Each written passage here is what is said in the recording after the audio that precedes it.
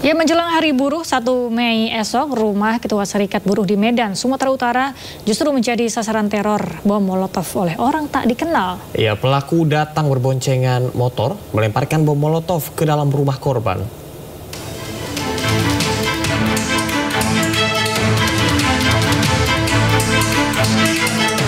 Dalam rekaman CCTV, rumah Fatiwanolo Zega, terlihat dua orang pria tak dikenal mengendarai sepeda motor masuk ke kawasan rumahnya di Jalan Rumah Potong Hewan, Lorong Purnawirawan, Medan Deli, Kota Medan, Sumatera Utara. Salah seorang pelaku menyalakan api dan langsung melempar molotov ke rumah korban. Setelah berhasil melempar bom ke depan pintu rumah, para pelaku langsung kabur. Kobaran api sempat membakar teras rumah, namun tak lama kobaran api padam dengan sendirinya. Fatiwanolo Zega mengatakan teror yang dialaminya terjadi pada pukul 03.49 pagi. Saat itu ia dan istrinya tengah tertidur dan mendengar suara letusan keras dari luar rumah. Korban menduga teror yang dialaminya berkaitan dengan permasalahan buruh yang ditanganinya. Dan saya sudah adukan ke polisi, hasil CCTV-nya itu tadi saya sudah serahkan ke pihak polisi, kepolisian Sumatera Utara, dengan harapan itu bisa diusut tuntas lah. Karena apa yang saya alami pagi ini di rumah saya bukan teror kepada saya pribadi, tapi ini teror kepada penegakan hukum di Indonesia ini, teror kepada kepolisian dan pengawas ketenagakerjaan. Setelah membuat laporan ke Polda Sumatera Utara, korban berharap polisi bisa mengungkap dan menangkap pelaku karena telah merugikan dan mengancam nyawa korban. Dari Medan, Sumatera Utara, Yuda Bahar, iNews melaporkan. Rumah mewah milik mantan pejabat Mahkamah Agung Zaraf Richard di kawasan Senopati, Jakarta Selatan digeledah petugas Kejaksaan Agung. Ya, ditemukan uang senilai 920 miliar rupiah atas kasus dugaan tindak pidana pencucian uang atau TPPU. Tim penyidik Jampisus Kejagung menggeledah rumah mewah mantan pejabat Mahkamah Agung Zaraf Richard di kawasan Senopati, Jakarta Selatan pada Oktober 2024 lalu. Dari rekaman video terlihat penyidik menyisir beberapa kamar serta ruangan di rumah Zaraf Richard. Penyidik juga menggeledah lemari dan mengamankan sejumlah dokumen dari salah satu kamar. Dari penggeledahan ini, penyidik diduga menemukan catatan terkait penanganan perkara oleh Zaraf Richard. Tak hanya itu, tim Jampisus juga mengamankan tumpukan uang di dalam sejumlah kontainer box. Di dalam kontainer box setinggi lutut ini terdapat bergepok-gepok uang memenuhi box tersebut. Penyidik dan pihak bank pun menghitung tumpukan demi tumpukan uang. Dan jumlahnya tidak main-main, yakni senilai 920 miliar rupiah dalam berbagai mata uang asing. Seperti dolar Amerika Serikat, dolar Singapura, dolar Hong Kong, euro, serta mata uang rupiah.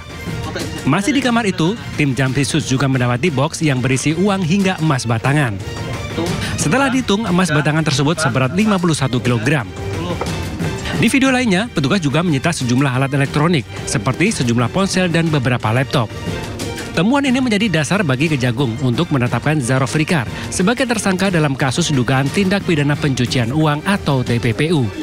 Kejaksaan Agung menggelar rekonstruksi pemberian suap senilai 60 miliar rupiah terhadap para hakim dalam vonis lepas kasus korupsi minyak sawit mentah. Ya, dalam rekonstruksi terungkap bahwa pertemuan para tersangka dilakukan sebanyak 3 kali sebelum suap diberikan.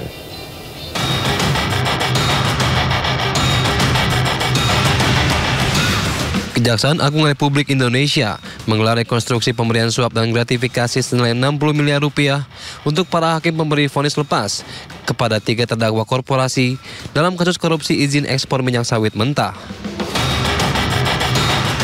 Reka adegan ini melibatkan 8 tersangka, terdiri dari 4 tersangka hakim penerima suap dan 4 tersangka pemberi suap. Ke-8 tersangka melakukan rekonstruksi sebanyak 27 adegan, mulai dari pertemuan hingga pembagian uang suap di antara para hakim. Dalam reka adegan, terungkap bahwa pertemuan antara para tersangka dilakukan sebanyak 3 kali di rumah makan yang berbeda sebelum akhirnya tersangka Hakim Muhammad Arif Nurianta menerima uang suap senilai 60 miliar rupiah dalam bentuk dolar Amerika Serikat. Reka adegan ini dilakukan untuk membuat lebih terang konstruksi kasus suap dan gratifikasi para hakim dalam memvonis lepas 3 terdakwa korporasi. Tim Liputan iNews melaporkan. Ya, kontak senjata terjadi saat pencarian mantan Kasat Reskrim Polres Teluk Bintuni Ibtu Tommy Samuel Marbun di Papua Barat Daya. Ya, operasi pencarian kali ini dipimpin langsung oleh 3 Jenderal Polri.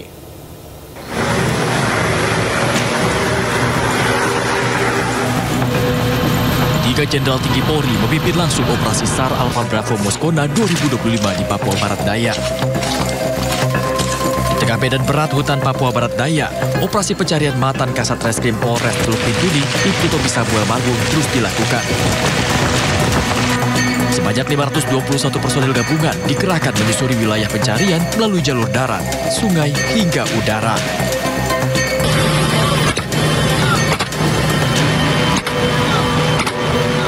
Di tengah operasi ini, kelompok kriminal bersenjata melakukan penyerangan terhadap posko Satgas Alpha Bravo di wilayah hutan Moskona. Kontak senjata pun tak terhindarkan. Tidak ada korban jiwa dalam peristiwa ini. Tentu saja kita mencari di sekitar TKP, ya, kemudian bergerak di zona merah. Zona merah itu adalah dari titik TKP sampai Muara Miyerka.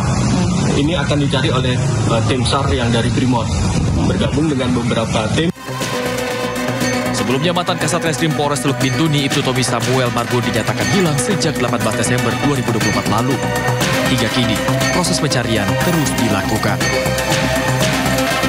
Dari Teluk Bintuni, Papua Barat Daya, Chandri Suripati, iNews melaporkan. Pemirsa, sebuah speedboat meledak dan terbakar saat hendak menjemput rombongan Bupati Kepulauan Tanimbar, Maluku. Akibatnya 2 ABK terluka bakar parah. Sebuah speedboat meledak dan terbakar saat hendak menjemput rombongan Bupati Kepulauan Tanimbar, Maluku. Speedboat dengan nama lambung Junior M ini terbakar di Pelabuhan Adaud, Kota Somlaki, Kepulauan Tanimbar. Mengetahui ada kebakaran, sejumlah warga berupaya memadamkan api dengan peralatan seadanya, namun tak berhasil. Kebakaran semakin membesar dan api dengan cepat melalap badan kapal. Tak hanya membakar badan kapal, namun api juga menyabar muatan BBM dalam kapal. Kebakaran ini diikuti kepulan asap hitam yang membumbung tinggi dari bagian mesin. Warga terpaksa menghanyutkan kapal ke tengah laut untuk mencegah kapal lain di pelabuhan ikut terbakar.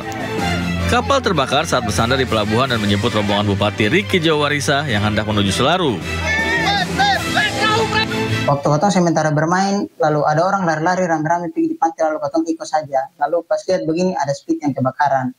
Ada masyarakat beberapa yang sudah turun untuk paksa untuk memadamkan api, tapi tidak bisa, makanya speednya langsung ditarik ke laut saja agar speed yang lain yang kena.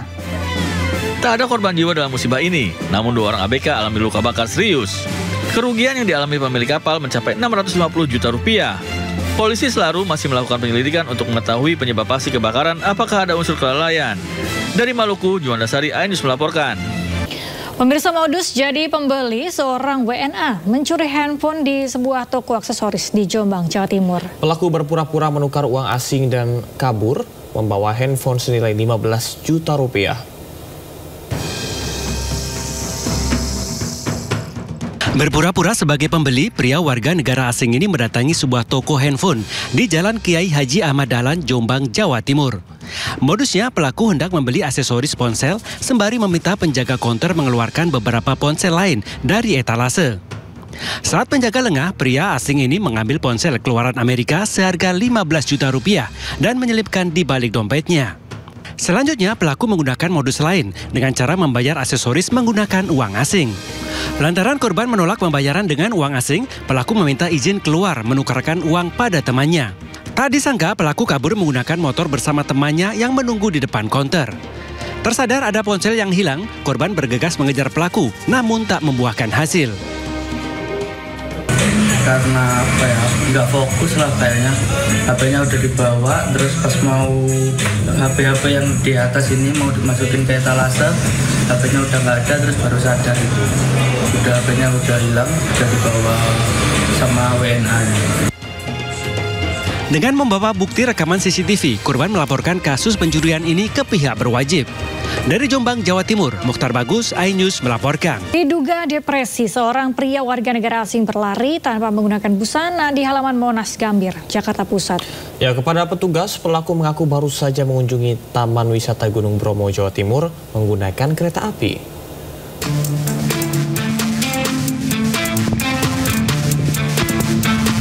Pria warga negara asing ini ditangkap petugas TNI dan Satpol PP lantaran melakukan aksi di luar nalar di halaman Monas Gambir, Jakarta Pusat, Selasa siang.